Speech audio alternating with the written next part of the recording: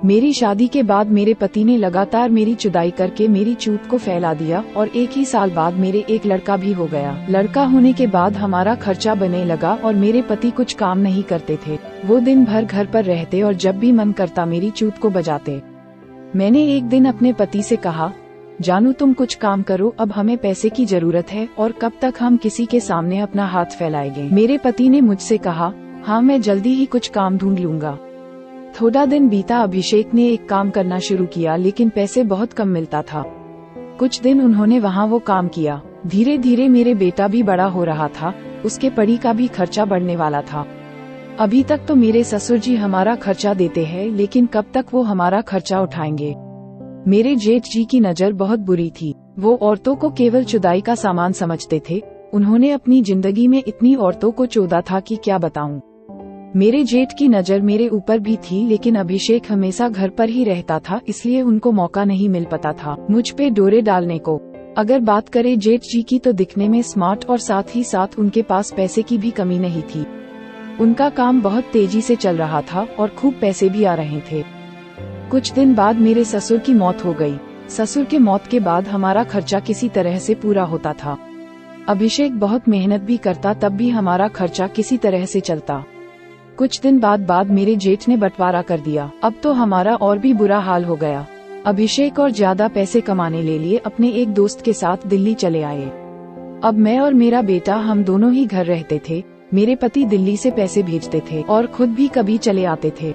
जब वो आते थे तो हम दोनों मिलके खूब चुदाई करते। जितने दिन रहते हम एक दिन 5-6 बार काम कर लेते थे। लेकिन उनके जाने के बाद मेरी चूत में सूखा पड़ जाता था। कोई मुझे चोदने वाला नहीं रहता था। मेरे पति के परदेश जाने के बाद मेरे जेठ जी ने मुझ पर चांस मारना शुरू कर दिया था, लेकिन मुझे उन्हें देखकर नफरत होती थी क्योंकि उन्होंने मेरे पति को नौकरी नहीं दी थी। मैं एक दिन अपने घर के सामने बैठी थी। मेरे जेठ जी आए और उन्होंने मुझसे कहा, मैं तुम्हारे पति को अपने काम में नौकरी दे सकता हूँ, लेकिन पहले तुम मेरे लिए कुछ करो, फिर मैं भी तुम्हारे लिए कुछ कर सकता हूँ। मैं समझ गई कि ये मुझे चोदने के बारे में बात कर रहे हैं। मैंने उनसे कहा, आप जो चाहते हैं वो कभी नहीं हो सकता है, चाहे दुनिया इधर से उधर क्यों ना हो जाए। मेरे जेठ ने कहा, मैं तो तुम्हारा अकेलापन दूर करना चाहता हूँ।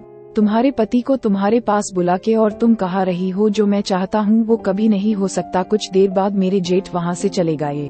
मैंने उनके बातों के बारे में बहुत सोचा लेकिन मेरे मन उनसे चुदवाने को नहीं कर रहा था। धीरे धीरे कुछ दिन और बीता। अभिषेक घर आ गया। घर आते ही उसने मुझे गोदी में उठा लिया और बिस्तर में ले गया। उसने बहुत दिन बाद मेरी चूत को मजे से चोदा और खूब पिया भी। चुदाई के बाद मैंने उससे कहा, तुम यहीं कोई अच्छा काम क्यों नहीं कर लेते? तो उसने कहा, यहाँ पैसे अच्छे नहीं मिलते हैं, तुम्हारे बिना मैं बहुत अकेली रही हूँ। तो उसने कहा, भैया मुझे काम पर रखेंगे नहीं, क्योंकि उन्होंने मुझे एक बार पैसे चुराते हुए पकड़ लिया था। मुझे उस काम में अच्छे पैसे मिल जाते थे। मैंने सोचा अगर मैं अपने जेठ से चुदवा लूँ तो अभिषेक को यहाँ काम के साथ साथ अच्छे पैसे भी मिल सकता है। लेकिन मैंने सोचा अभी नहीं, वरना हो सकता है कि अभिषेक को शक हो सकता है। थोड़े ही दिन बाद अभिषेक फिर से बाहर चला गया। मैंने पहले तो सोचा कि अपने जेठ से चुदवा लूं, लेकिन फिर मेरे मन बदल गया। मैंने अपने मन से जेठ जी से चुदने की बात को निकाल दिया। लेकिन मेरी और मेरे जेठ की चुदाई की कहानी तो भगवान खुद अपने हाथों से लिख रहा था।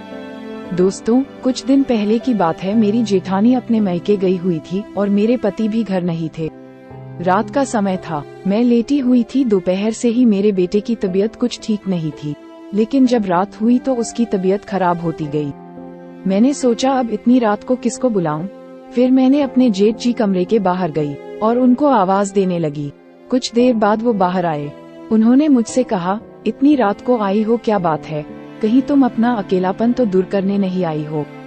मैंने कहा, नहीं, वो मेरे बेटे की तबीयत खराब है, आप साथ चलकर डॉक्टर को दिखवा देते तो ठीक रहता, रात भी हो चुकी है।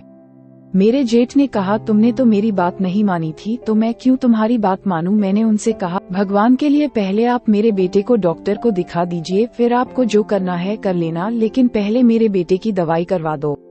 जेठ जी ने मेरे बेटे को डॉक्टर को दिखाया और दिखाने के बाद घर ले आए। उसके ठीक होने तक वो मेरे कमरे में ही बैठे थे।